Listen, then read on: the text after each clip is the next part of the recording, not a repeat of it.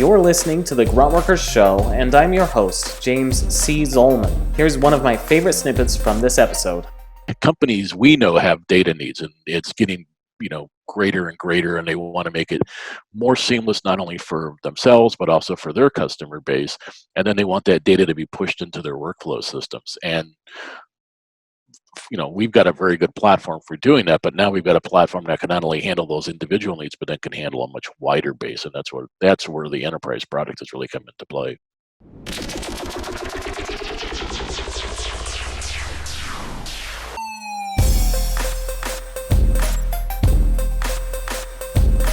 Hey, welcome to the Gruntworkers Show. I am extremely excited today to have Steve Hartert, Chief Revenue Officer for JotForm, on the show today. He has years, I believe over 30 years of marketing experience, and it's a huge honor and a pleasure to have somebody with that kind of depth, somebody that is a pioneer in the space like Steve on the show. So Steve, thank you so very much for being here on the show today. Yeah, my pleasure, James. Glad to be here. Awesome. One thing that I like to ask at the beginning of the show to just about everybody is, what are you working on right now? What's really, really exciting for you? Well, I think the exciting parts for me as an individual at JotForm right now is we've got a brand new division of product that we've launched this year that's really kind of taken hold and really taken off. But we have a brand new enterprise product that is brand new to the entire online digital forms field, and it's been remarkable to see how it kind of started off as an idea a couple of years ago to actually become a very well received product. So it's been quite exciting to see, from the absolute embryonic idea of it to the birth, and then the movement of it moving forward and growing rapidly. So that's been an incredible amount of fun in 2020 for me. That's awesome. What's the difference between the enterprise version and the standard, super simple to use, drag and drop, build a form, embed it anywhere technology, I guess, within JotForm? Yeah, I think at its most simplest, you can say our standard, we just refer to it really as standard JotForm. That is really for single users. So if you've got really for the SMB marketplace, and we have some Fortune 500s and they're using it on our single, but it's really designed for a single person or single individual that needs to create forms, collect data, things like that. Enterprise is really for multiple users underneath one corporate umbrella. So you may have the finance team is collecting data internally. The marketing team may be doing internal, external data. You might have somebody in HR collecting, say, applications or vacation requests, things like that. But you need to have a security level over the top of it all, and you have one administrator. So you could kind of have this umbrella of one person on top, several departments underneath it, and the individual departments cannot see their data, right? So marketing can't see finance can't see operations, things like that. But it gives you one centralized point of management.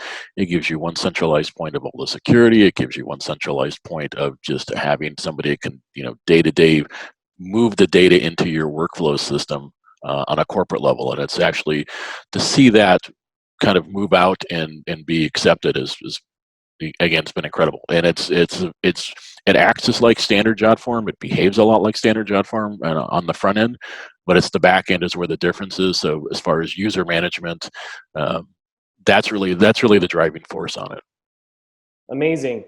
So you mentioned the embryonic stage to the birth stage. Can we sort of get a sneak peek into what that process looks like for JotForm? Where did this idea occur? Was there some sort of a survey, some sort of data, some sort of impetus behind the scenes that said, hey, we need an enterprise version? How does that look? Would you mind walking us through that process? Yeah, I mean, what we started looking at this, and I want to say it's probably been probably 2.5 years ago, maybe as much as 3 years ago. We started looking at this, going, how do we handle? We looked at it and said, how do we've got users that there may be multiple licenses at one location, and each one of those sits in their own individual silo. And we said, these people want to share data, they want to move things around, and they want to have that day-to-day management. The current process of what JotForm was like then, it was very, I say it's very silo based, right? So they couldn't share data, though there was no single point of management. And we said, we've got to be able to function so companies could have this, where multiple entry points of data through the forms are coming into one centralized location. So we looked at this and said, how do we go about doing this? How do we make our product that become much more appealing and much more accessible to companies that have multiple needs for it without having to have all these individual accounts? And from that, we sat around the table and we talked, and we kind of had this big brainstorming, and finally the light went on, and we said, why can't we just have multiple users using one existing account and just make it this one to many process? And from there, it just became, this very exciting idea that we had, and it actually, from idea to fruition, only took us about 4 months to actually put a working prototype out. Wow. And we kind of showed it to a couple of our users, and their eyes just lit up, and they said, well, this is one of the greatest things ever. How we want to get in on this. And from that point on, it's just taken off. So, companies we know have data needs, and it's getting, greater and greater, and they want to make it more seamless, not only for themselves, but also for their customer base. And then they want that data to be pushed into their workflow systems. And, we've got a very good platform for doing that, but now we've got a platform that can not only handle those individual needs, but then can handle a much wider base. And that's where the enterprise product has really come into play. That's fascinating to me. So it sounds like you saw a need, you had this data already that multiple users at organizations were using this, but they couldn't move data or report data easily between each other. They couldn't have that seamless integration. And your team decided to just build it and then present it to them and say, what do you think? Get some feedback there, and they loved it. Is that in summary? Yeah, kind of. I mean, we had a couple of our more larger users came to us and said, "Is there a way that we could do this?" So we knew that there was a need out there. We didn't do like a formal marketing research and say, like some companies will do, is let's do a feasibility study, check it all out, make sure before we make any kind of a move. We kind of looked at it and said, "There's a trend here." We had about 3 or 4 big users come to us and talk about it, Mm-hmm. but we also knew we had this ocean of users that had multiple users at one location, and we said there is a market for this thing. There is, and it just kind of gets down to a gut feel. So we looked at, you look at some data, but you also have to look at just your experience and your gut feel for something, and we went, there is something there. We just have to package it and deliver it, because sometimes people don't know what they want until you put it in front of them. You can ask them all sorts of questions, and I don't know what this is all about. But when you show them something, the light goes on and they get it right away, and then it's just, hey, this works. And that's really what kind of how our enterprise product came into play. It was, we had this idea, showed it to them, and they just, the rest is history. So you have an advantage at JotForm. I saw somewhere that you have about 8.5 million users. At the time that you were building this enterprise product, I don't know how many users you had, but I imagine it was millions also. So you had some data and a deep understanding of your audience to say, hey, the story that's coming to us from these large users is legitimate, and we need to respond to that, which I find fascinating. And the process from the idea to building it taking 4 months, that blows my mind with the size of JotForm and how fast you were able to do that. I think that's fascinating. You took it to market, it sounds like, just this year, 2020. Has the adoption rate, you mentioned that it's really exciting. What's that adoption rate like, and how are you continuing to meet the needs that are coming up from that specific audience? I mean, really, the product's been on the market for a little over a year and a half, actually. So this year became when it really picked up the traction and took off. So it kind of started around, I would say end of Q1, start of Q2 2019, and then it's just, since then it's just been on a very big trajectory. But what we kind of attribute it to, though, is, again, is just coming back to this need where customers have said, I need this. I need something that can behave in this manner for us. And, if anything, it's been in 2020 with COVID, companies rapidly had to pivot how they were rethinking how they collected data, right? And, Mm-hmm. and for us, we live on data.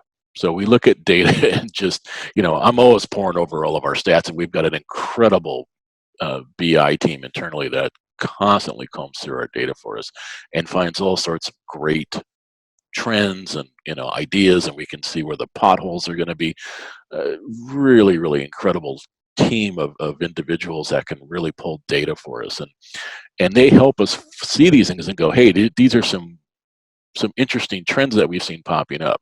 These are users, so we look at these things, and then that's when you start seeing your gut feel for stuff going, well, something's going on here. You're not quite sure what it is, but you definitely got a pretty good feel for it. And then from there, that's when we can start putting those pieces together, and you say, wow, individually they don't mean anything, but when you kind of just take a step back and look at it all, you think, there, yeah, we see what's happening. You have something there. That's incredible. What would you say was the tipping point, or was there a tipping point in your campaigns and your marketing strategy for enterprise that created this influx of customers, or this nice hotspot of customers in 2020? I think one of the tipping points for us is when companies started to realize a couple things happened externally that benefited us. One was the implementation of GDPR Mm-hmm. in the EU. California this year started their own privacy protection, which we just call it the California GDPR here, because it just makes things a little bit easier for us to get around on it.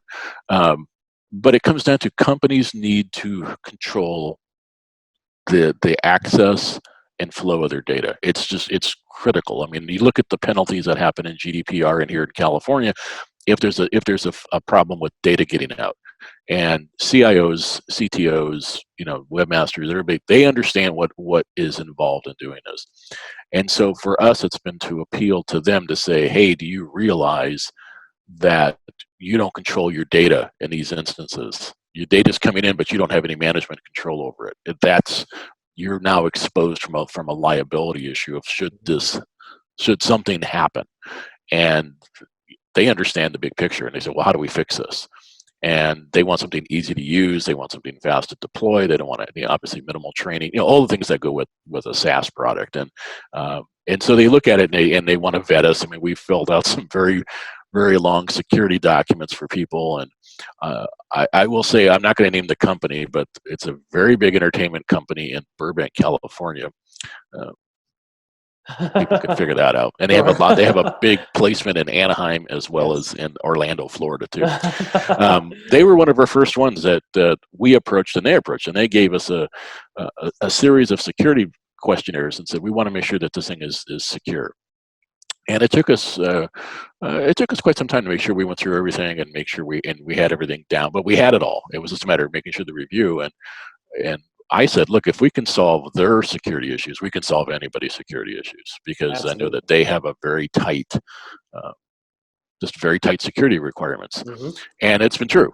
Everybody else has been just, they want the same security, but we've been able to, we can show that we've got this kind of, 360 view of security, and it's been phenomenal as far as the response coming back from other companies. And so by virtue of doing that, and we show that we've got the security, we've got this, we've got the layers of it around it, we've got the ease of use, we've got all these other things for them. Companies are just like, great, how do we sign up? How do we get this started? And it's just, the reaction to it and the acceptance of it has just been overwhelming for us. That's awesome. So a case study sort of helped with a large organization and their security protocols. You're able to take that case study to others to have them say, yes, absolutely, let's open this up. You also have regulation, some external factors, like you mentioned, GDPR being one of those, which I find fascinating. I find it fascinating when the economics externalities can help a company grow so much. Do you have any tools that are helping you guys better understand your audience and to make sure that you're pivoting like you have and are ready for these types of measures and taking advantage of these externalities to the maximum for your company? Yeah, I mean, there's a couple different things that we do. One, obviously, you look at your day-to-day metrics, right? So we're always looking at where they're coming from, who's visiting the website, who our user base is. So there's kind of your foundational types of stats that we look at. work, constantly looking at usage, who's using it, what their industry is, where they're located, everything like that. So there's just those kind of basic metrics that you want to look at. But one of the things that we also have is we have a UX team that is continually interviewing our users to find out what they like, what they don't like, how they use the product, what they wish it could do, what they think it does great. So we try to get that all-encompassing view of a day-to-day user, and it can be a very small company, maybe a 5-person company. It could be a large Fortune 25 enterprise. And so for us, we want to understand how they're using the product and all of this. And that data is extraordinarily valuable to us because you're actually got this give and take where you can actually, you can ask, probing questions. If somebody gives you an idea, you can dig into it and find out more about, they say, well, I like this because it does X. And you say, well, what is it about X that you like?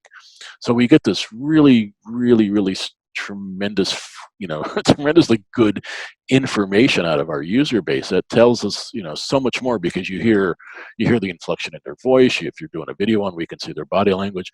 So you really understand the intensity of somebody's opinion on something. And again, I can't really put a value on it because it's just so high. It's one of the things that I look forward to getting because it gives you an opportunity to really talk to your customers and see what they like and dislike about your product. And for me, that's one of the big pieces. So you take, the metrics level, you take this user level, you take, all these other levels that we have, and then when you kind of bake it all together, you've got this really great picture of what's happening out there. Well, that's amazing. I love that you guys incorporate that. And what came to mind is publicly there's user-generated content. But internally, and I think this is one of the biggest keys that any company can use and test for themselves, which is something that I love to find in the show, is find that user-generated data, not the analytics side, but the qualitative side from listening. It sounds like you have baked into your organization this phenomenal listening skill to understand and to hear and to truly feel what individual users are feeling and then adapt accordingly, along with the metric and the non-qualitative, the quantitative side of the data, which I find fascinating. Do you have any specific tools that are generally available to everybody besides in-house company-made tools that anybody can subscribe to out there? Are you guys using any of those services, or is everything completely created and built in-house for you guys? I mean, it's a mix, right? I mean, so for the qualitative stuff, we're using more internal types of, if we're using Zoom, we're using Google Hangouts, those kinds of things to do the video chats. And, as far as some of the tools that we use, honestly, we use things like Google Sheets for our spreadsheets. I mean, there's nothing major there, but it's, having the knowledge of how to really manipulate the numbers within it, right, is to use the statistical package. The other ones that we use a lot that I use a lot is, I use Google Analytics because you can take those extremely deep dives into numbers and see where things are happening, how the trends are popping up, all that good stuff. So for 99% of what we're working with, it's all off the shelf. And, in most cases, they're free products. So it's very accessible to everybody. Absolutely. I love that. That's awesome. It's great to hear that a phenomenal organization is using Google Analytics and some of these other free solutions, because I think that's very accessible. That's something that small companies can use, but big companies are also using. That's always good to know and good to hear. That's what we use here, and we would definitely be defined as a small company. So jumping a little bit back to maybe the enterprise or maybe even earlier in your career, what has been the single most successful campaign that you've ever worked on, Steve? And what made that successful? And what did some of those results look like? Oh boy, wow! Probably the single most successful was one I did. This is going back about 15 years ago now. I was working in excuse me, I was working in Sydney, Australia. And I was working for the Ministry of Transport down there. And they had, if you've ever been to Sydney, they have a very elaborate public transportation system, very, very big infrastructure of rail, bus, and ferries. And the National Rugby League, which is their version, basically the NFL here in the U.S., and they were having what they call the grand final, which is our version of their version of a Super Bowl, right? They had about 6 weeks before the event. They had this idea. They wanted to actually have, if you had a ticket to the game, you could ride public transportation to get to and from the game free of charge, but you just had to show your ticket. Wow. It was kind of groundbreaking, right? That's Because awesome, yeah. the event was being held, and it's always held where they had the 2000 Olympic Summer Games. So it's the infrastructure there was very big for all the forms of transportation, but it also had a lot of parking lots. It just had acres and acres of parking lots, and they found out that the parking lots were filling up early in the morning for a 6 o'clock game. And so what they wanted to do is see if this thing would actually work. And they came to me and said, we have 6 weeks. Do you think you can put together a campaign? And I said, well, what are my parameters? What can I do? And in one respect, they backed up the truck full of money, which was always helpful to do. That always helps.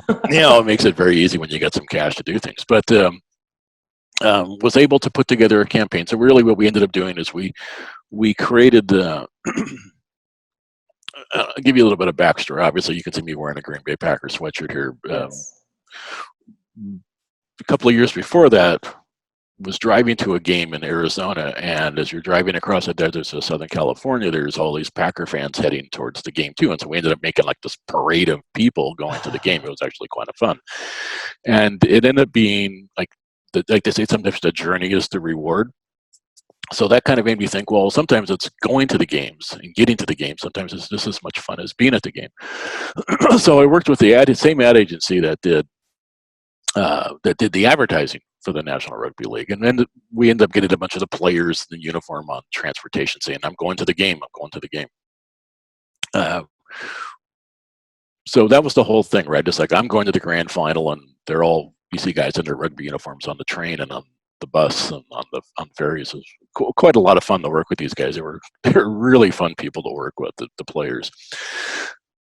Day of the event, I've got armada of researchers out there because, well, JotForm didn't exist back then. So they were out there with clipboards and they're taking surveys. Did you hear about the campaign? Did you use the ticket? Everything like that.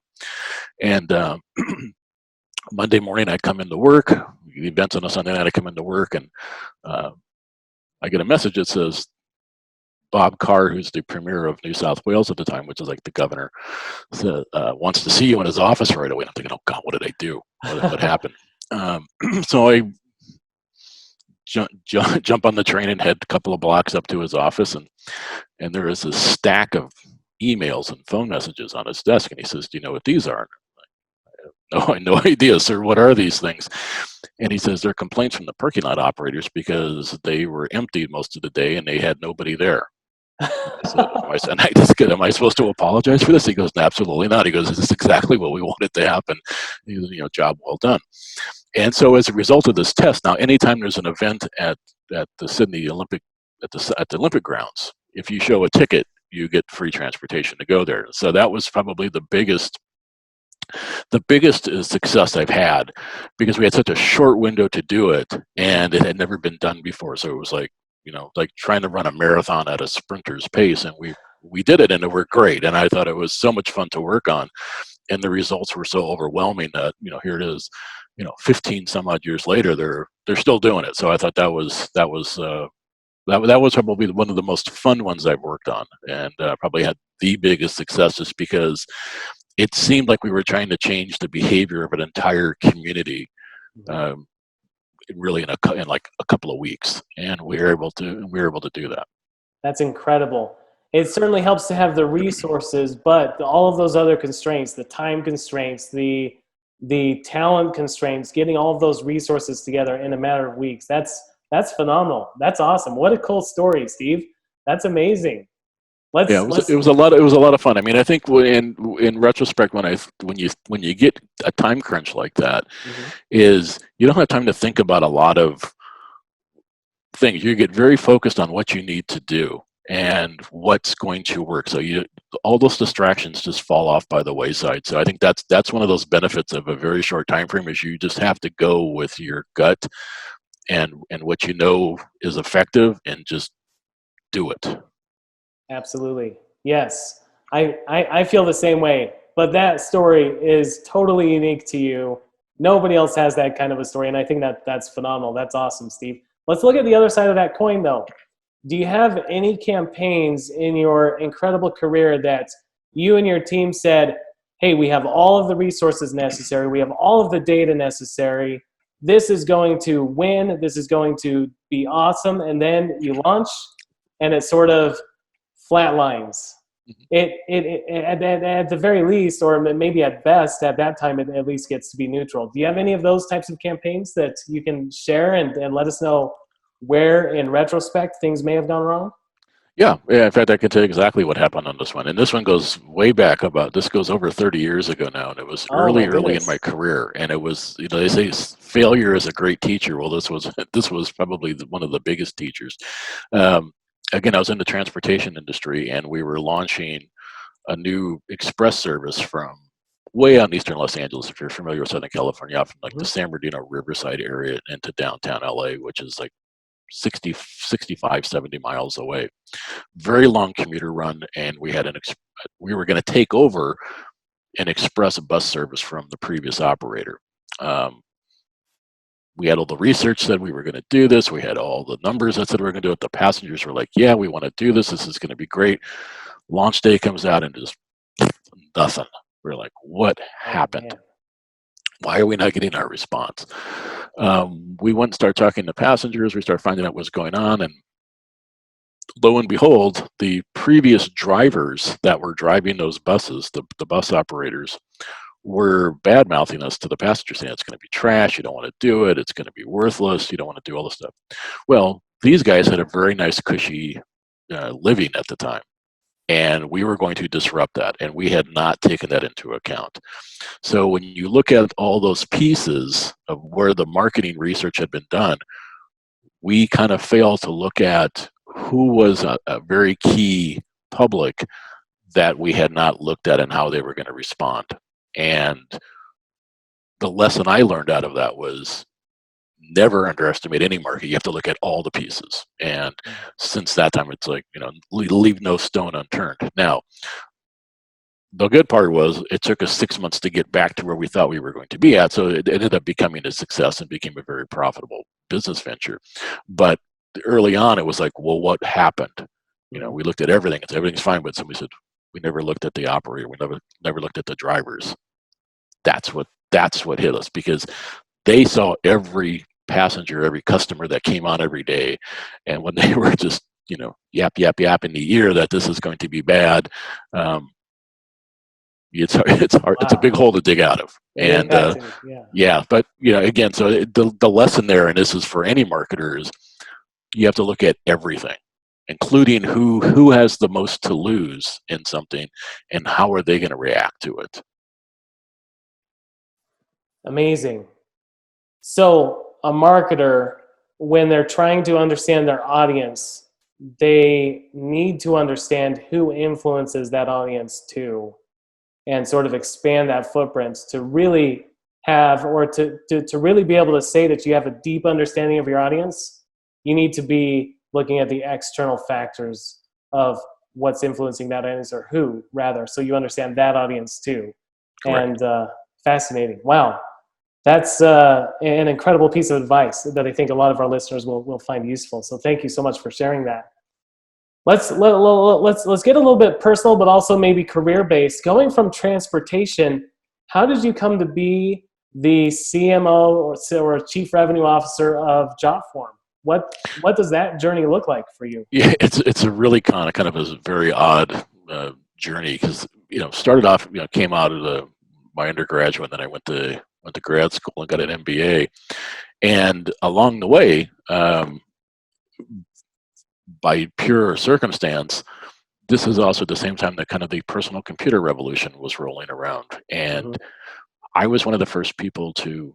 Well, I think I was one of the first. I know definitely one of the first people in my peer group in college that had a laptop, not a laptop, but I had a computer. I had an old Apple IIe Mm-hmm. that I used to write my term papers on, and to me it was revolutionary, because in editing documents and revising and all those things was just, the drudge work went away, and it was like, this is great.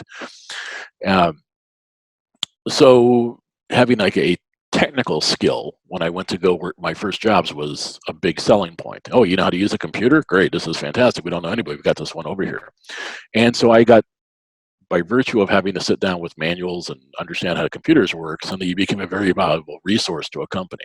Mhm. So what this all means really is I started adopting to technology for things like when desktop publishing first came out in the mid 80s. It was like, wow, this is a big deal. This is going to make things so much easier to produce documents. Understood the power of the software. And so I got to know how all this stuff worked. And I went, this is really a fun industry. I would love to be marketing this because I really understand it. And I understand how this impacts a marketer's job and all these things that go with it. So I was able to then kind of move to the other side of that and say, well, I'm a marketer. I understand how audiences think in this business. So then I was able to start working for software companies. And when the internet came around in like 1995, when it was first kind of unleashed on the masses, I just said, this is going to, from a marketing point of view, this is going to really just blow the gates open on everything, because not only now you've got worldwide audiences, you've got ability to get customers you never had before, things like that.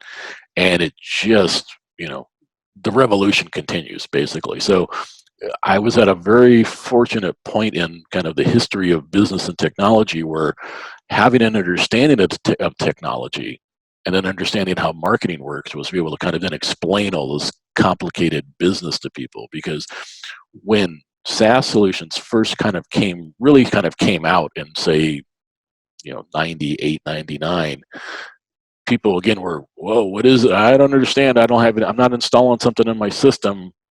I don't understand what this is all about. And so first you got to sell them what the cloud was.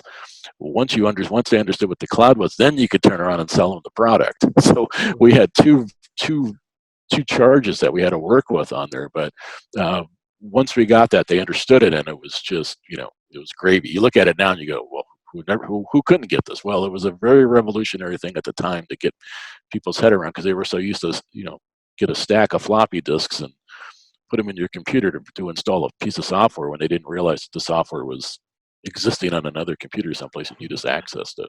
Uh-huh. Amazing, amazing. So you have an incredible career here, Steve, and you're a pioneer and a leader in the space yourself. But I've studied Peter Drucker, and I'm a fan of Druckerism.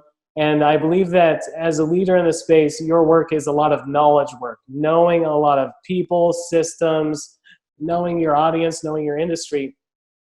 Who would you say throughout your career and even today, who are you studying? Who are you listening to as a leader in the space? And and yeah, who should other leaders follow? Boy, I mean, from a marketing perspective, there's a ton of different kinds of good schools of marketing thought. I should say that I look at, and some of the people that I always looked at early on, I said, boy, these guys just really understand how to capture marketing. One of the guys, obviously, was Steve Jobs. I mean, from day one, the guy just had this charisma around him that he could just make people believe the impossible and then make it happen, and then sell people on this, gee whiz technology that was out there. So he was kind of like a marketer from the first point. And so to me, that's kind of where I thought he kind of broke completely new ground for marketers, because it went away from kind of the Mad Men style to this more hip and trendy, and we can do things a lot differently kind of marketing. Guys today that I think have got good marketing chops. Elon Musk, I think, does an incredible job of marketing. Markets himself pretty well, but he also does a very good job of things like with Tesla. I mean, he's kind of taken a very conservative industry, the automotive industry, and flipped it on its ear, and then extended that to now he's putting people in space. So I mean, it's he's been able to kind of attach this attention of, he's branded himself as this kind of visionary, almost a Tony Stark kind of a guy, and he's done some incredible things from a marketing perspective.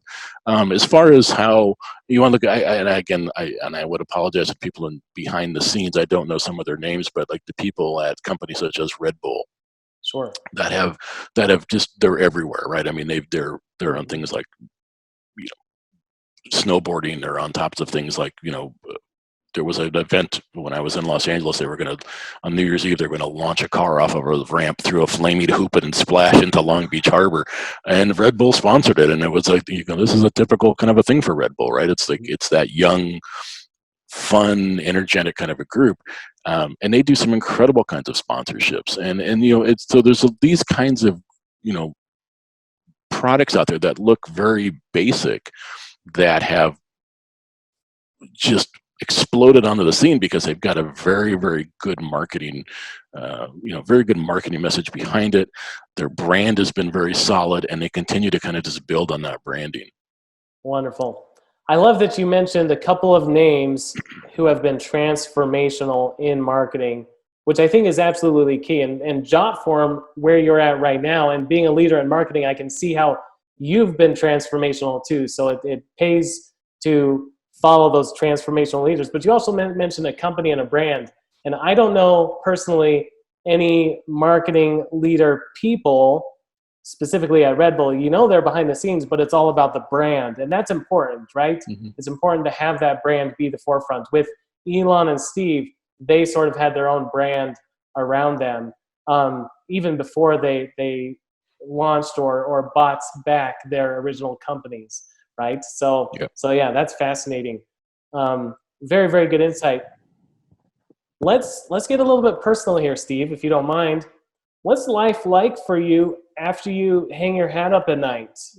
After you do your work, you're an amazing leader. You're a charismatic leader.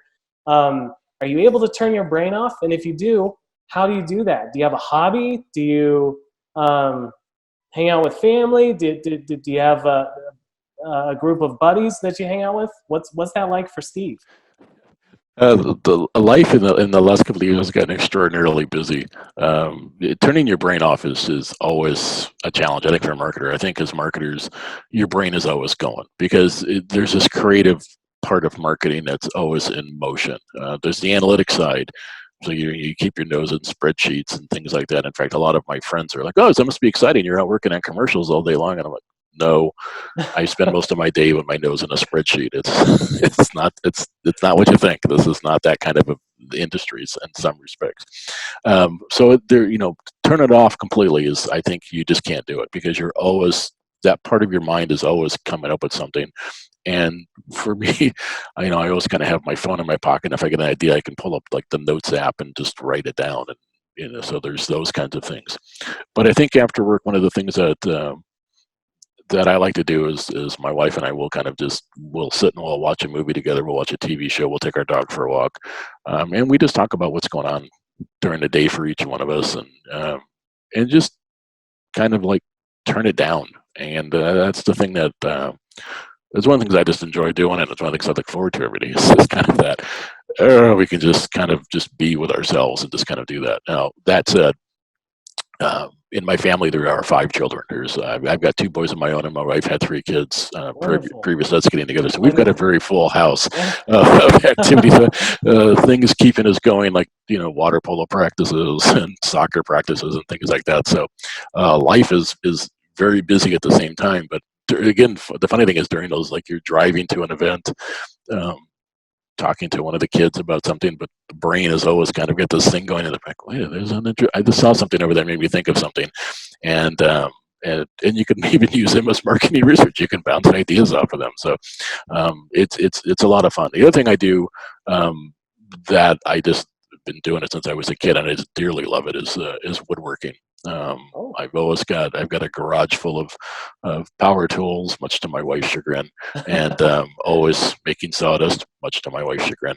And so I'm always building things around the house and repairing things around the house. And it's just, for me, it's somewhat, it's therapeutic because I like it because it's fun to do these things. But using a different part of your creativity is more problem solving and some engineering types of problems and things like that. So that's one of the things that I look forward to every weekend is being able to kind of get in there and make some sawdust. Make some sawdust. Is there anything that you enjoy building specifically? Tables, dressers. I think one of the most there's a lot of furniture that I've built over the years, but I think one of the funnest things I ever built, and I was a teenager when I built it, is I built a sailboat. Oh, I really? And I was in. It oh, wasn't like a big sailing yacht. It was like a 15-foot sloop, is what it was. It was a little uh-huh. boat, and my father helped me a little bit on it. Basically, he went out and got me the wood, and he had the tools, and I actually sat there in the driveway and over a summer built myself a sailboat and Wow. took it out and sailed the thing around a bunch of lakes in Southern California. And it worked, and that's incredible. That must have been the start of that incredible hobby then, I imagine. Yeah, Because yeah, you had to love it to work on it for months, yeah. and then for Well, it I to be a mean, success. yeah, and I mean, I grew up around it because my both of my grandfathers were very big into woodworking. I think it's just one of Okay. these family things that they had, and then my dad caught it, and I remember just being even as a little kid in the garage, hammering nails into a block of wood and stuff. So it's one of those things you just kind of you're always around it, and you just see what goes into it, and yeah, it's just one of these things that I've always enjoyed it, and there's just this nice creativity piece to it, but it's a project, so you can see it come from the idea stage to it's done and it's in the yard and people are enjoying it. So you kind of see the whole timeline of how something is actually kind of structured and done. Yes. Do you still have that boat? No, unfortunately, the boat I had to get rid of it during one of my many moves. I think when I Oh, moved to Australia, I actually had to get rid of it. Broke my heart, but oh man. uh, it was actually quite fun because during that time period, not only that, but then as most people, I look at something and go, I can never quite get what I want. And so when I was, I think early college, I think it was back in the day, everybody had mini trucks, and so Mhm. I wanted to get a camper shell for my truck because I had tools and other junk that I used to carry around with me, but I couldn't find one I liked. So I just built one. All right. I just actually built one and put it on the back. And when I'd go places, people would be like, is that homemade? And I'd be, yeah, I've never seen it like that. Yeah, well, I built it. And they're like, can you make me one? It's like, I wish I could. I don't have the time to do it. But it was basically, I said it was the same thing as making a boat. Whether the boat goes like this, the camper shell went like that. So I used the kind of same technology to build it and the same types of design elements, and it worked great. That's awesome. Wow. Wow. So you're an inventor to add to your list of things that Steve is or does. You're an I inventor. guess you could That's say that. cool. Yeah, maybe some of the That's inventions awesome. probably not as good as others, but I say the mother of invention is need. So yeah, when I There's needed so something, I much would need. go. I can't quite get what I want, so I'm just going to make my own. Amazing. Amazing. Now, are one of your kids picking it up? Since you Yes, mentioned it's a family thing. yes, we've got one of my sons. In the pecking order of the five, he's number two. Okay. Is heavily into it, and when he and I get together, there's just bedlam. There's tools going off, and there's sawdust going everywhere, and we have a great time. That's We have so much, awesome. yeah. And What? he's kind of and he's so much into it that he's probably going to end up becoming a like a full blown contractor. I think he just loves it so much, and he's Wonderful. very good at it too. So he's very very talented and has he's got the talent, he's got the vision, he's got everything. So he's great at it. That's amazing. That's wonderful that you can connect with one of your kids that way when they love a skill and a talent you've developed and they love the same thing that you love. So that's incredible. That's wonderful. I really liked how you said you spend time with your wife, winding down at the end of the day, catching up, because with a family of five, I have three kids myself, so I understand how busy it can get. We're just now that they're getting into their teenage years, so they're going to all the games, they're going to friend nights. They're starting to not like hanging out with us as much. They want to hang out more with their friends, and we're running everywhere. So it's nice to finally find a time to catch up and sort of unwind that way. So I think that's incredibly valuable, and that's wonderful to hear, Steve. Wow. Well, thank you so much for sharing your personal life with us. Thank you for sharing the professional side of things with us. You've dropped a lot of knowledge on us today in this session. To wrap up, do you have any final words of advice or anything you would like to discuss or share with our listeners before we wrap the show? Well, I think from a marketer, the one thing I have learned, and I actually, with the exception of that one example I provided, is to you have to really understand your audience. You have to understand all of the audience and try to really get your head around their needs, and really understand what it is that they're looking for and where they're getting the information. That's really, I think, the key point of it all is, so you've got need, but where are they getting their information about products and services? And from there, you have to build a strategy. And there's really two parts. I've seen 1,000 strategies put together, great strategies that different companies have put together, and they just execute it poorly. They think the whole thing is, well, the whole idea is in the strategy. No, that's the first part of it. The second part of it is the execution. So you've got to they're two sides of the same coin, and if one is not up to snuff with the other side, they're both going to fail. So I would say if you're going to put the time into making a very good strategy, also plan on having a good solid execution. I've seen many companies that friends have worked at and competitors where they got these great strategies and then they think that's it, and they stop and they go, we got this great plan, and then they decide to get cheap and they cut the budget that they had put into it, or they go, well, we can do it this way, it's a little easier, a little cheaper. It's like climbing a mountain. You get to a flat spot, that's not the top, you got to keep climbing, and the second climb is the execution, and then you're constantly executing because then you're constantly reevaluating that thing. So I call it the shampoo cycle. It's lather, rinse, repeat. Is the lathering is the strategy, the rinsing is the execution, but then you got to go back and do it again because now you have to keep building on it, and then at a certain point you may have to sit there and say, well, this thing completely isn't working, so you have to just reevaluate that entire strategy. You adapt on it, or you just jettison it and move on to something else, but you have to constantly be monitoring it. It's like driving your car. When you're driving your car, you're looking at your metrics, right? You're looking at your speed, you're looking at your oil pressure, you're looking at your water, you're looking at traffic, you're looking at weather conditions. It's the same thing in marketing. The minute you're moving this thing forward, you better be looking at everything because you never know where a surprise is going to jump out at you. But you also need to understand what's on the road ahead of you at the same time. You can look behind you, but you need to see where you're going at the same time and what's going to impact that journey going forward. So those are the things I think some marketers don't do well, is they just think the plan is it, and then the execution, whatever, right? But you've got to do both sides really, really well to make it work right for you. Absolutely. Wonderful advice.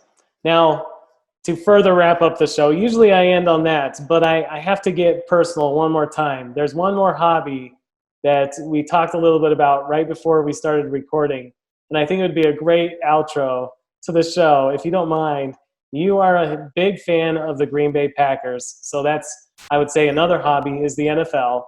You had an interesting story or two about the places you've been having to do or having the theme of the Packers. Would you mind sort of sending us off with all of these amazing places you've been that have been themed the Packers? Oh, sure. I mean, this past October, my wife and I took a driving vacation, and one of the places that we ended up stopping at was West Yellowstone. And of all the places to run into a Packer bar, was in West Yellowstone, Montana. We had not expected that, but it was great. And I find it so fun when I go places. I was in Maui and I see somebody hanging a Packer flag off their balcony of their hotel. So for me, there's Packer fans all over the world, and it became apparent to me. I was in Sydney, Australia, for a couple of years working down there. And of all the places on the planet to find a Packer bar, I found a Packer bar in Sydney, Australia. And you just feel like you're home. When you see things like that, you just like, wow, these are my people. And so went into this Packer bar, and the funny thing was I was wearing one of my better jackets that I had. Again, I grew up in Southern California. The way the Packer fandom comes into play is all my family is from around the Green Bay place. So I always say my great grandfather used to watch Curly Lambeau and the Acme Packers play on dirt fields because they did. Wow. And so I'm a fourth generation. My sons are now fifth generation Packer. It's in our DNA. We can't help ourselves. That's awesome. And so one of my heavier jackets that I had was a Packer Leatherman jacket that a friend of my sons gave me one year for Christmas. And Sydney, it sounds weird, but in Australia they can have some cold winter mornings. So I'm wearing this jacket around Sydney, And I always got people commenting about the Packers. And then so one day I'm walking down and I see this bar I walk in and people were like, "Oh my God, it's a, where'd you get that jacket?" And I explained to them and I said, "They were like, you ever been to Wisconsin?" I said, "Well, yeah, I was born there and I've actually been to Lambeau Field." And then it was like this hush went through the room and everybody was asking me questions about what it was like to be at Lambeau Field. And it was awesome. It was just so much fun to hang around a bunch of crazy Australian Packer fans and just talk American football. In fact, that's one thing that was fun when I was doing this marketing campaign with the NRL in Sydney. Mm-hmm. All the players were talking to me about the NFL. Some of them wanted to figure out how did they get. I really want to go play in the NFL. It's like, what's the thing? Wow. So I was having fun. These guys were just like regular guys to me. Honestly, I didn't know who they were, but they were like, you know the NFL." I'm like, "Yeah." And they were telling me how they, and it was a lot of fun to kind of go back and forth with these guys and just talk crazy football stories with them and things like that. So yeah, it's unfortunately, yeah. A big hardcore fan of the Green Bay Packers, and we just have you can't help yourself. That's all it is. It's just part of your DNA, and you got to go with it. I love that. That's awesome. Steve, thank you so much for spending your precious time with us today. Thank you for sharing your knowledge. It's been an absolute pleasure having you on the show. Thank you so much. Oh, thanks for the opportunity. I had a lot of fun, and yeah, it's been great.